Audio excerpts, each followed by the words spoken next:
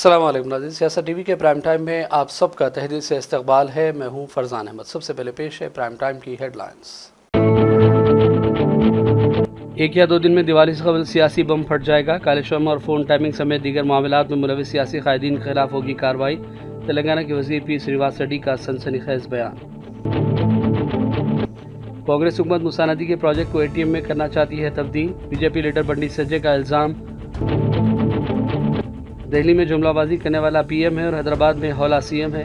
साबिक़ा रियासत वजीर KTR ने आदिलाबाद में लगाया इल्ज़ाम, कहा किसानों और आवाम के लिए 1 या 2 साल जेल जाने हूँ तैयार। रेवंत रेड्डी हुकूमत को बदनाम करने की हो रही है कोशिशें। तेलंगाना हुकूमत आवाम की भलाई के कर रही इक़दाम। तेलंगाना के वजीर पूनम बाकर की बीजेपी और सियासी मुखालिफिन पर तनकीद। हैदराबाद पुलिस कमिश्नर CB आनंद ने मजलिस के रुकन असम्बली माजिद हुसैन और कांग्रेस लीडर फिरोज़ खान से की बातचीत। तनाज़ात के बजाय इलाके की तरक्की पर तवज्जो देने की हिदायत। केरल की वायनाड लोकसभा सीट के लिए प्रियंका गांधी है बेहतरीन उम्मीदवार। राहुल गांधी ने सोशल मीडिया प्लेटफॉर्म X पर पोस्ट किया वीडियो। और जालिम इसराइली फौज ने 19 दिनों में जबलिया कैंप और मुत्तसिल इलाकों में 770 से ज़ायद अफराद को किया शहीद। 1 साल बाद भी काबिज़ रियासत का फ़लस्तीनियों के खिलाफ जुल्म सितम जारी।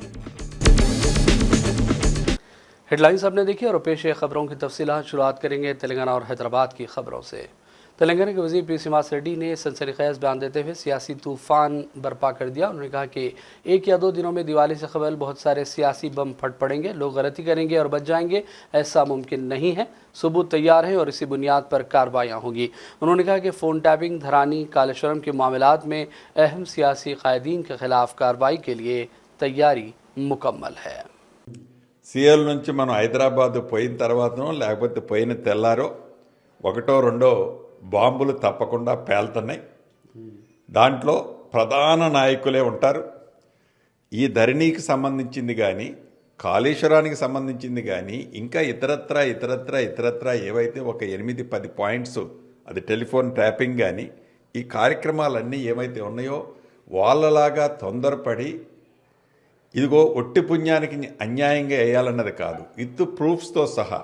కాళేశ్వరం ఉందనుకోండి, ఆల్రెడీ ఒక కమిషన్ వేసాం. ఆ రిపోర్ట్ కూడా నాకు తెలిసి షార్ట్లీ వస్తుంది. అదే రకం ఒక కమిషన్ వేసాం. ఆ రిపోర్ట్ కూడా నాకు తెలిసి షార్ట్లీ వస్తుంది.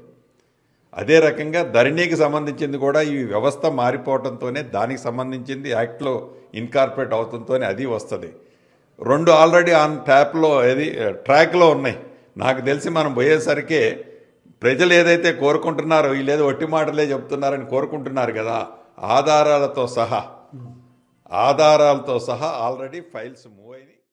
मरकजी वजीर बंडी संजय ने कहा कि तेलंगाना की मूसा नदी में नई जान डालने और उसको खूबसूरत बनाने के प्रोजेक्ट के नाम पर मूसा नदी से जुड़े इलाकों में रहने वालों के मकानात को गिराने के वो सख्त खिलाफ है। उन्होंने कांग्रेस हुकूमत पर इल्ज़ाम लगाया कि वो इस प्रोजेक्ट के नाम पर बदउनवानी के दरवाजे खोल रही है। साबिक़ा BRS हुकूमत ने कालेश्वरम प्रोजेक्ट को ATM के तौर पर इस्तेमाल किया, जबकि कांग्रेस हुकूमत मूसा नदी के प्रोजेक्ट को ATM में तब्दील करना चाहती है। इस प्रोजेक्ट के नाम पर 1.5 लाख करोड़ रुपये का कर्ज लेना मुनासिब नहीं है। रियासत की माली हालत ख़राब है।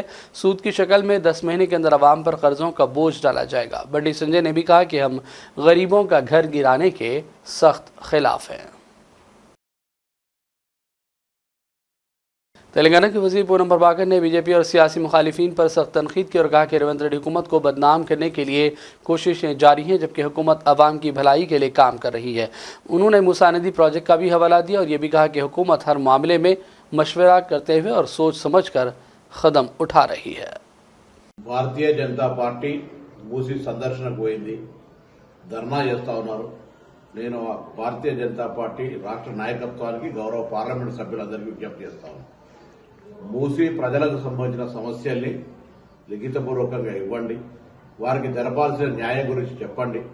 తప్పకుండా ప్రభుత్వం సానుకూలంగా, అందులో CM పర్యటన తర్వాత పునరావాసం కావాల్సినటువంటి ఎవరైతే రీహాబిలిటేషన్ అయితే ఉన్నారో వాళ్ళ పట్ల ఎటువంటి అన్యాయం జరగకుండా చూసే బాధ్యత రేవంత్ రెడ్డి గారి నాయకత్వంలో ఉన్నటువంటి కాంగ్రెస్ ప్రభుత్వం. కాబట్టి మీరు అవకాశవాద రాజకీయాలను చేస్తూ ఊరికైనా ధర్నాలు, ప్రొటెస్టుల పేరు మీద ముసలి కన్నీరు కార్చడం కాదు. మీరు నిజంగా అభివృద్ధి తెలంగాణ కోసం ఇప్పటికే అనేక రకాలుగా అన్యాయం జరుగుతూ ఉంటుంటే కేంద్ర ప్రభుత్వం చూస్తూ ఊరుకుంటోంది.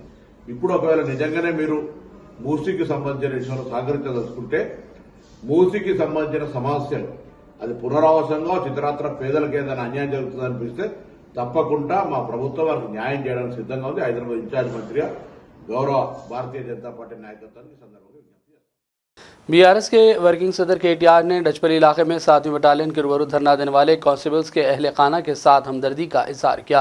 इस मौके पर एहतजाजी खवातीन से केटीआर ने शख्सी तौर पर तफसीली बातचीत की और उनके मसाइल की बगौर समाअत की। साबिक़ रियासती वज़ीर केटीआर ने आदिलाबाद में किसानों से खिताब के दौरान इल्ज़ाम लगाते हुए कहा कि दिल्ली में जुमलाबाजी करने वाला पीएम है और हैदराबाद में हौला सीएम है। उन्होंने कहा कि किसानों के मसाइल हल नहीं किए जा रहे हैं। केटीआर ने भी कहा कि वो 1 या 2 साल जेल में किसानों या अवाम की खातिर जाने के लिए भी तैयार हैं। వాని 15 लाख రాలే వీని 15,000 రాలే అందుకే నేను అంటున్నా అక్కడనేమో ఢిల్లీలో ఒక జుమ్లా ప్రధానమంత్రి ఒక జుమ్లా పీఎం ఇక్కడ హైదరాబాద్ గల్లీలో ఒక హౌలా సీఎం అక్కడ జుమ్లా పీఎం ఇక్కడ ఒక హౌలా సీఎం ఎందుకంటే ఈయన మాట్లాడినన్ని మాటలు ఒకటి రెండు కాదు బీసీ మీరు సగం మంది మరాఠీ మాట్లాడతారా మాలా మరాఠీ ఏత్నాయి ఉన్నారా ఈడ మహారాష్ట్రలో మీకు చుట్టాలు ఉంటారు దోస్తులు ఉంటారు ఈ కాంగ్రెస్ లుచ్చగాల సంగతి వాళ్ళకి మాత్రం చెప్పురు జరా అక్కడ కూడా మోసం జరుగుతుంది లేకపోతే అక్కడ కూడా ఇదే కాంగ్రెస్ వాళ్ళు మళ్ళా మోసం చేసే ప్రయత్నం చేస్తారు వాళ్ళకి చెప్పండి ఇగో మేము మోసపోయినవరా నాయన 100 రోజుల్లో అన్ని చేస్తామన్నారు 100 రోజుల్లో మొదటి రోజు రుణమాఫీ 100 రోజుల్లోనే మొత్తం 10,000 15,000 అవుతుంది కౌలు రైతులకు వస్తాయి పైసలు రైతు కూలీలకు వస్తాయి ఇదైతది అదైతది తులం బంగారం వస్తుంది ముసలోళ్ళకు 2,000 4,000 అవుతుంది అన్ని కథలు చెప్పి ఓట్లేయించుకొని జోగు రామన్న లాంటి మనిషిని ఓడగొట్టుకొని పోగొట్టుకొని ఇలా బాధపడుతున్నాం తప్పకుండా పక్కనే ఉండే మహారాష్ట్రలో ఉండే దోస్తులకు చెప్పండి ఈ కాంగ్రెస్ లుచ్చగల్ల కోట్లేస్తే మళ్ళా మోసం జరుగుతుందనే మాట గట్టిగా చెప్పాలని కోరుతా ఉన్నా ఇంకొక మాట కూడా నేను మీకు విజ్ఞప్తి చేస్తా ఉన్నా ఇయాల ఈ పోరాటం అనేది एमएलसी जीवन रेड्डी ने तेलंगाना कांग्रेस पार्टी में होने वाली पेशरफ पर हाईकमान को सनसनीखेज खत लिखा। जीवन रेड्डी ने कहा कि वे खत गहरी फिक्रमंदी के साथ लिख रहे हैं। जीवन रेड्डी ने खत में अपने सियासी मुस्तकबिल का फैसला करने का भी इशारा दिया। हाल ही में कांग्रेस लीडर के खतल और चंद दिनों से जारी पार्टी मुबीना मसाइल को लेकर जीवन रेड्डी इन दिनों कांग्रेस से नाराज बताए जा रहे हैं। उन्होंने इल्ज़ाम भी लगाया कि तरक्की के नाम पर रेवंत रेड्डी इनहराफ की हौसला अफजाई कर रहे हैं। సుస్థిర ప్రభుత్వం రేవంత్ రెడ్డి గారి ఆధ్వర్యంలో ఏర్పడి కొనసాగుతున్న పరిస్థితులలో కొన్ని స్వార్థపూర్ణ శక్తులు ఏదైతుందో అభివృద్ధి అనే నెపంతో పార్టీ ప్రియాకలకు పాల్పడడం మరి ప్రభుత్వం కూడా దానికి తల ఒగ్గడం అక్కడి స్థానిక కాంగ్రెస్ కార్యకర్తలను కాంగ్రెస్ నాయకత్వాన్ని ప్రజానీకాన్ని కొంత ఆందోళన గురి చేసిందని చెప్పక తప్పదని చెప్పట్టు। Deputy chief minister Telangana Mallu Bhatti ने सोशल मीडिया प्लेटफॉर्म पर एक मुख्तसर वीडियो पोस्ट करते हुए मसरत का इजहार किया और लिखा कि सिंगारिनी मुलाजिमीन के लिए 358 करोड़ रुपए जारी किए जा रहे हैं। दिवाली बोनस के तौर पर हर मुलाजिम को 93,750 रुपये फीकस हासिल होंगे। 26 अक्टूबर को उर्दू मस्कन खिलवत हैदराबाद में तसव्वुफ व तरीक़त कॉन्फ्रेंस मुनक़िद होगी। इस सिलसिले में मीडिया के लिए बयान जारी करते हुए तफसीलात से आगाह किया गया। अबुल फिदा इस्लामिक रिसर्च सेंटर के ज़ेर एहतमाम 25 साला जश्न दलाइलुल खैरात के मुबारक मौके पर और 5वें उर्स हज़रत अबू रजा अलैहिर्रहमा के मौके पर एक अज़ीमुश्शान कॉन्फ्रेंस का इनेकाद अमल में लाया जा रहा है। सूफ़ी कॉन्फ्रेंस जिसका एहतमाम अबुल फिदा इस्लामिक रिसर्च सेंटर के तहत होगा। 26 अक्टूबर बरोज़ हफ्ता ठीक 8 बजे शाम उर्दू मस्कन खिलवत शालीबंडे पर जो वाक़ ऑडिटोरियम है उसमें मर्द और ख़वातीन दोनों के लिए नज़्म रहेगा और जिसमें शहर हैदराबाद के अलावा मुख्तलिफ मकामात से उलमाए किराम और मशाइख इज़ाम तशरीफ़ ला रहे हैं। इसमें अजमेर शरीफ, गुलबर्गा शरीफ और काजीपेट शरीफ से बारगाहों के सज्जादा नशीन तशरीफ़ ला रहे हैं और साथ ही साथ शहर हैदराबाद के मुमताज़ उलमाए किराम मशाइख इज़ाम के खुसूसी खिताबात होंगे सिलसिले क़ादरिया, नक्शबंदिया, सोहरवर्दिया और चिश्तिया पर। और इस कॉन्फ्रेंस की सरपरस्ती हज़रतुल अल्लामा मुफ्ती खलील अहमद साहब क़िबला मद्दज़िल्लहुल आली और हज़रत सैयद सज्जाद पाशा साहब मद्दज़िल्लहुल आली और सैयद खिज़र पाशा नक्शबंदी साहब मद्दज़िल्लहुल आली फरमाएंगे।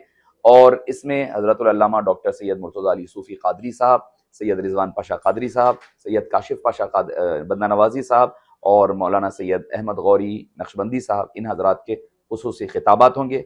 दलाइलुल खैरात और क़स्र आरिफा के अंग्रेज़ी तर्जुमे की रस्म इजराई भी अमल में आएगी।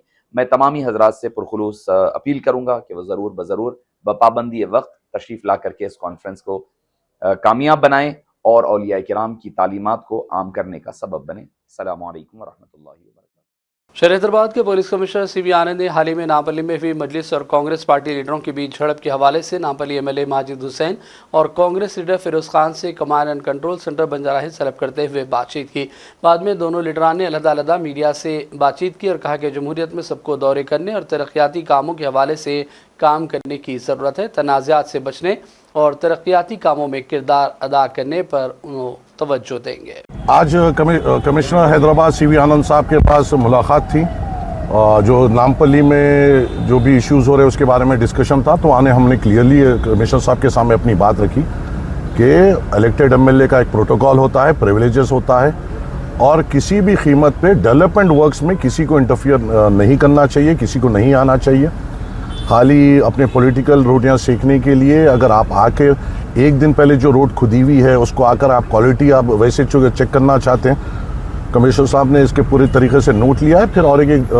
फिर आगे भी आएगा। हम हमारी पूरी टीम के साथ, पूरे लॉयर्स के साथ हम पहुंचे थे और हमने पूरी तरीके से अपनी बात वहां पे रखी।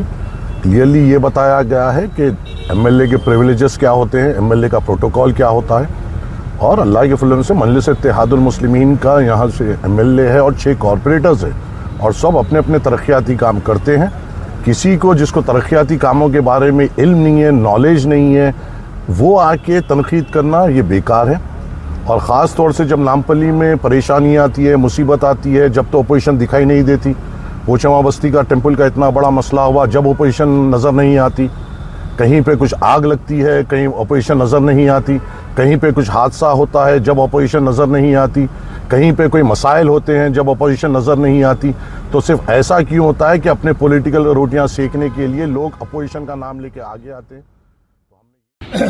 बाउंड ओवर करने को बुलाए, साइड ए एमआईएम पार्टी का एक्सप्लेनेशन सुने, side B Congress party Firoz Khan का एक्सप्लेनेशन सुने और ये ताकीद करे कि नामपल्ली आपकी भी है, नामपल्ली फिरोज हमारी भी है, नामपल्ली सबकी है।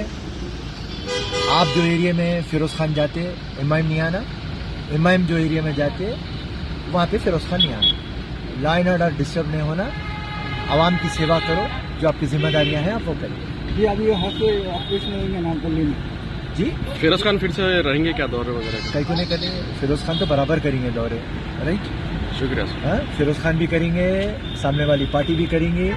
जमहूरियत है, हर किसी को फिरने का इख्तियारात ये कानून दिया, मगर पीसफुल कानून को हाथ में बगैर लिए के अमन शांति को मद्देनजर रखते हुए सुकून से पब्लिक का जाइए, काम करिए।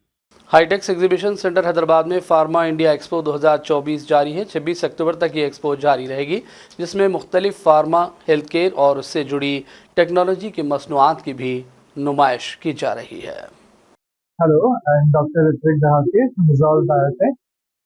We are a biotech manufacturing company based in Mumbai और हम लोग अलग अलग डिविजन्स हैं हमारे। तो एक है बायोटेक डिवीजन जिसमें हम रिकॉम्बिनेंट प्रोटीन्स और सेल कल्चर मीडिया और बफर्स बनाते हैं, और एक ये जो पीछे देख रहे हैं वो है दूसरा डिवीजन जिसमें हम लोग सेल फिलिंग लाइन सोल्यूशंस और पेरिस्टाल्टिक पंप्स बनाते हैं।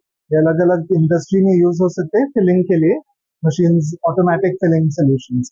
तो इसमें ये जो पंप्स हैं हम लोग बनाते हैं, तो इसमें ड्यूअल हेडेड पंप है और उससे डायरेक्टली ये मशीन में एक साथ में 6 बॉटल्स फिल हो सकते हैं। और वेट बेस्ड भी है, जैसे ये वेट बेस्ड है, वो वॉल्यूम बेस्ड है और वो छोटे ट्यूब्स के लिए। पड़ोसी रियासत आंध्र प्रदेश के chief minister N Chandrababu Naidu के क़यामगाह के करीब एक अजदहे की मौजूदगी से सनसनी फैल गई। ज़िला गुंटूर में वाक़ चीफ मिनिस्टर बाबू के क़यामगाह के मीडिया पॉइंट के करीब ये अजदहा मुर्दा पाया गया। चंद्रबाबू नायडू ने फौरी तौर पर सिक्योरिटी अहदेदारों को इस सिलसिले में चौकस किया, जिसके बाद वहाँ से इस अजदहे को हटा लिया गया है। संगारेड्डी से ताल्लुक़ रखने वाले टीचर्स ने दफ्तर-उज़-नमा सियासत हैदराबाद पहुंचकर जनाब आमिर अली खान एमएलसी से मुलाकात की और अपने मसाइल पर मुश्तमिल याददाश्त पेश की। आमिर अली खान ने इनके मसाइल की बगौर समाअत की और हुकूमत से इस सिलसिले में नुमाइंदगी करने का यकीन दिलाया। ग्रेटर वरंगल म्यूनसिपल कॉरपोरेशन के वार्ड नंबर 21 के हरकियाती कारपोरेटर मोहम्मद फुरकान ने वरंगल मगरिब के रुकन असम्बली और रियासती वज़ीर कुंडा सिरिका और साबिक़ एमएलसी कुंडा मुरलीधर के ताउन से नरसमपेट रोड तक 3 लाख चौराहे तक सड़कों की मरम्मत और तामीरी काम को शुरू करवाया है। हमारे नुमाइंदे निज़ामुद्दीन की तला के मुताबिक कारपोरेटर ने इलाके की आवाम से ट्रैफिक में खलल पर माजरत चाही और मुकामी लोगों से इस सिलसिले में ताउन की अपील की है। फंड सीएम में फंड है 2.89 करोड़ से है, जो अपने 3 लेट के शांतिनगर के जंक्शन से लेके अपनों फंचनाल तक रोड का काम होगा। ये काम में हमारे कोंडा मुरली साहब और कोंडा सुरेखा मैडम, मैं उन लोगों का तहे दिल से शुक्रिया अदा करता हूँ। उन लोग बहुत साथ दिए और आगे के डेवलपमेंट कामों को भी साथ देंगे इंशाल्लाह, उनके उम्मीद करता हूँ। 1 महीना चलेगा, क्यूरिंग को भी टाइम देने का रहता। ये रोड पर एक तरफ डालने के बाद दूसरा तरफ डालते हैं। रोड में 2 हिस्से किए जाएंगे, एक तरफ डालने के बाद फिर दूसरा तरफ चालू करेंगे, पब्लिक को डिस्टर्बेंस नहीं होगा। और एलिमिना का रोड पे हेवी व्हीकल से थोड़े दिन के लिए ना लाए तो बेहतर। और भाई नाज़रीन करेंगे चंद अहम कौमी और आलमी खबरों की जानिब। राहुल गांधी ने सोशल मीडिया प्लेटफॉर्म एक्स पर एक वीडियो पोस्ट किया और दावा किया कि केरल की वायनाड लोकसभा सीट के लिए प्रियंका गांधी बेहतरीन उम्मीदवार हैं। उन्होंने यकीन जाहिर किया कि वह अवाम की खिदमत में कोई कसर बाकी नहीं रखेंगी, जबकि प्रियंका ने भी केरल के अवाम से उनके हक में वोट डालने की अपील की है। What is this face you're making? I'll miss Wayanad. That's the face I'm making. Who would I choose as MP of Wayanad other than me? It would be my sister. And not because I like her and because I'm very fond of her and I love her very much, but because she'll actually do a good job. She's got many qualities. She goes into a lot of detail, and she's my sister. So that's the best. That's a good quality too. No, I'm joking. I think what I've understood from you is that you really love the people of Wayanad, and I hope to be able, and they love you, and I hope to be able to continue that bond that they have. If she likes you, then she will do whatever beyond anything that you can ever imagine. She's also going to like Wayanad a lot. You see, a huge part of being a good MP is, do you like the people you're working for, the place where you're working? So she's going to like it.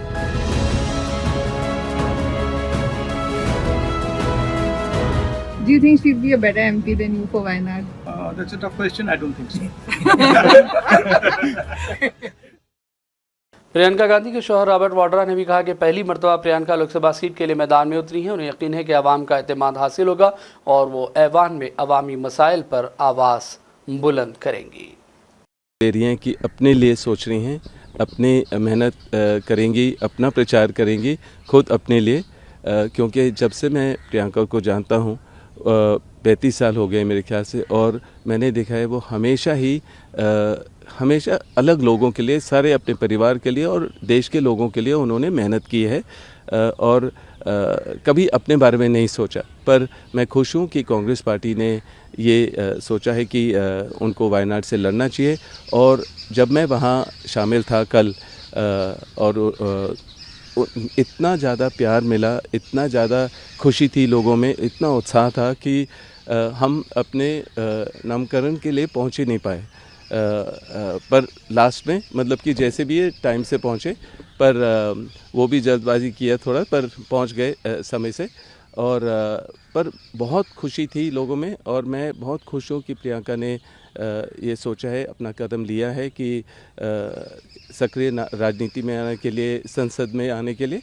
और मुझे ये लगता है कि अगर राजीव जी जीवित होते वो ज़रूर बहुत खुश होते कि प्रियंका जिन्होंने अपने पिताजी से, अपनी दादी से, माताजी से बहुत सीखा, और अब वो सक्रिय राजनीति में और संसद में एक सांसद के रूप में देखेंगे। देखिए, मैं हमेशा चाहता था कि प्रियंका संसद में आए और वो खाली प्रचार में ध्यान ना दे या हमेशा वो लोगों के बीच में रहती है, पर मुझे ज़रूर लगा था कि अगर वो संसद में होंगे तो महिलाओं की आवाज़ बुलंद करेंगी, और जो भी असल मुद्दे हैं जो बीजेपी नहीं उठाती है, जो छुपाते हैं, वो उनको बुलंद करेंगे।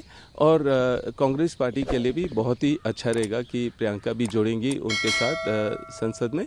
और बात मेरी रही तो मैं अभी तो लोगों के बीच में हूँ, ग्राउंड पे हूँ, मैं सेवा करता हूँ हमेशा अपने चैरिटी के द्वारा, अपने धार्मिक जो दौरा होता है पूरे देश में मैं करता हूँ और लोगों के बीच में रहता हूँ। और अगर कभी भी लोगों को लगेगा कि मुझे भी अपने सक्रिय राजनीति में आना चाहिए और संसद में होना चाहिए तो मैं वो कदम लूँगा। पर अभी मैं खुश हूँ कि मैं लोगों के बीच में रहता हूँ, उनकी सेवा करता हूँ, उनके जो मुद्दे होते हैं मैं समझता हूँ और अपने परिवार को भी बताता हूँ कि ये असल मुद्दे हैं जो ग्राउंड पे हैं और ज़रूर लोगों की बात रखता हूँ मैं। हाँ, मुरादाबाद मेरी पैदाइशी जगह है। यूपी से लोग ज़रूर चाहते हैं कि मैं वहाँ से लड़ूं और उनको रिप्रेजेंट करूं, पर मैं ये कहूँगा कि अब सब जगह से, चाहे हरियाणा हो या जहाँ भी मैं जाता हूँ वहाँ से लोगों की पुकार आती है कि आपको राजनीति में होना चाहिए, आप इतनी मेहनत करते हो तो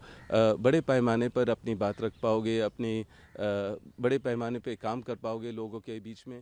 पर उसके लिए समय है और जब समय आएगा जो कांग्रेस तर्जुमान सुप्रिया श्रीनाथ ने कहा कि प्रियंका गांधी की जानिब से वायनाड में पर्चा नामजदगी दाखिल करने के बाद से बीजेपी सख्ते में है और कांग्रेस और उसकी क़यादत पर इल्ज़ामात घड़े जा रहे हैं। उन्होंने भी कहा कि बीजेपी दलित लीडर को पसंद नहीं करती, इसलिए झूठ और गलत बयानी से काम लिया जा रहा है। दिन भर आज भाजपाई सख्ते में रहे।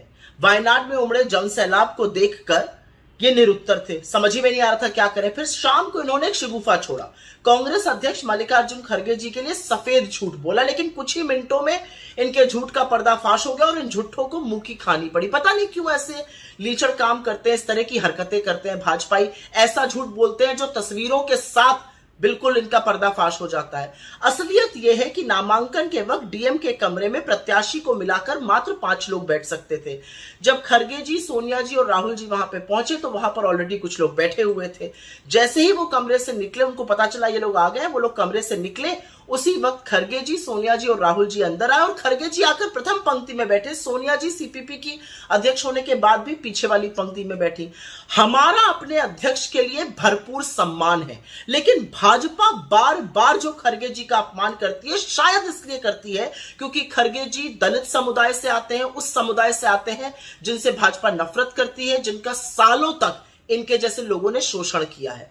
हम अपने अध्यक्ष का सम्मान करते हैं, इज्जत करते हैं और असलियत यह है कि अपना प्रचार प्रसार और नामांकन के पहले अगर प्रियंका जी किसी एक व्यक्ति के यहां आशीष और मार्गदर्शन लेने गई थी तो वो कांग्रेस अध्यक्ष मल्लिकार्जुन खड़गे जी थे। उनके बारे में इस तरह के गलीच झूठ बोलकर भाजपाई बार बार आप अपना असल चेहरा, दलित विरोधी चेहरा दिखाते हैं, लेकिन झूठ उस तरह के बोलो ना जो बार बार पकड़ ना लिए जाए। 2 मिनट में पकड़ लिए जाते हो। निहायत ही झूठे लोग हैं ये लोग।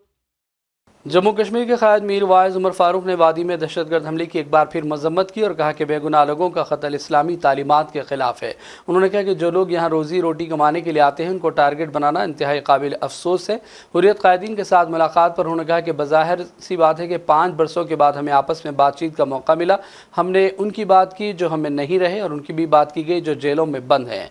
मीर वाइज ने कहा कि हमारे समाज को कई चैलेंजेस का सामना है, जिनमें मुनशियात सबसे बड़ा चैलेंज बनकर उभरा है। बच्चे भी नफसियाती मसाइल का सामना कर रहे हैं, इन सबको हल करने की ज़रूरत है। और अब बात करेंगे फ़लस्तीन के हवाले से। गजा पट्टी में सरकारी मीडिया के दफ्तर ने कहा है कि काबिज़ इसराइली फ़ौज ने 19 दिनों के अंदर जबलिया कैम्प, अलबलद और इसके गिरदोनवा में 770 से ज़ायद अफराद को शहीद कर दिया है, जबकि 1000 से ज़्यादा ज़ख्मी हुए और दर्जनों लापता हैं। आज काबिज़ फ़ौज ने गजा पट्टी के नसीरात कैम्प के स्कूल में भी हमला किया और एक 11 महीने के कमसिन बच्चे के बशमूल 17 अफराद को शहीद किया गया है। जालिम फ़ौज ने 200 से ज़ायद शहरियों को गिरफ्तार किया, जिनमें ख़वातीन भी शामिल हैं, जबकि दर्जनों अफराद शुमाली गजा पट्टी से राब्ता मुनक़ता होने के बाद से लापता हैं और गजा में ज़ख्मी और बीमार अफराद को फ़ौरी तिब्बी इमदाद और खुराक की शदीद ज़रूरत है। ताहाल इस बदतरीन जंग में 42,800 से ज़्यादा फ़लस्तीनी शहीद हो चुके हैं। और अब आखिर में हेडलाइंस पर डालेंगे एक और नज़र। 1 या 2 दिन में दिवाली से कबल सियासी बम फट जाएगा। कालेश्वरम और फ़ोन टैपिंग समेत दीगर मामलात में मुलविस सियासी कायदीन के खिलाफ होगी कार्रवाई। तेलंगाना के वज़ीर पी श्रीनिवास रेड्डी का सनसनीखेज बयान। कांग्रेस हुकूमत मूसा नदी के प्रोजेक्ट को ATM में करना चाहती है तब्दील। बीजेपी लीडर बंडी संजय का इल्ज़ाम। दिल्ली में जुमलाबाजी करने वाला पीएम है और हैदराबाद में हौला सीएम है। साबिक़ा रियासती वज़ीर KTR ने आदिलाबाद में लगाया इल्ज़ाम, कहा किसानों और आवाम के लिए 1 या 2 साल जेल जाने को तैयार। रेवंत रेड्डी हुकूमत को बदनाम करने की हो रही है कोशिशें। तेलंगाना हुकूमत आवाम की भलाई के कर रही है इक़दाम। तेलंगाना के वज़ीर पूनम बाकर की बीजेपी और सियासी मुखालिफिन पर तनकीद। हैदराबाद पुलिस कमिश्नर CB आनंद ने मजलिस के रुकन असम्बली माजिद हुसैन और कांग्रेस लीडर फिरोज खान से की बातचीत। तनाज़ात के बजाय इलाके की तरक्की पर तवज्जो देने की हिदायत। केरल की वायनाड लोकसभा सीट के लिए प्रियंका गांधी है बेहतरीन उम्मीदवार। राहुल गांधी ने सोशल मीडिया प्लेटफॉर्म X पर पोस्ट किया वीडियो। और जालिम इसराइली फौज ने 19 दिनों में जबलिया कैंप और मुत्तसिल इलाकों में 770 से ज़ायद अफराद को किया शहीद। 1 साल बाद भी काबिज़ रियासत का फ़लस्तीनियों के खिलाफ जुल्म सितम जारी। प्राइम टाइम का सिलसिला फ़िलहाल यहीं ख़त्म करते हैं। मोहम्मद फरजान अहमद को पूरी टीम के साथ इजाज़त दें। देखते रहिए सियासत TV। अल्लाह हाफ़िज़।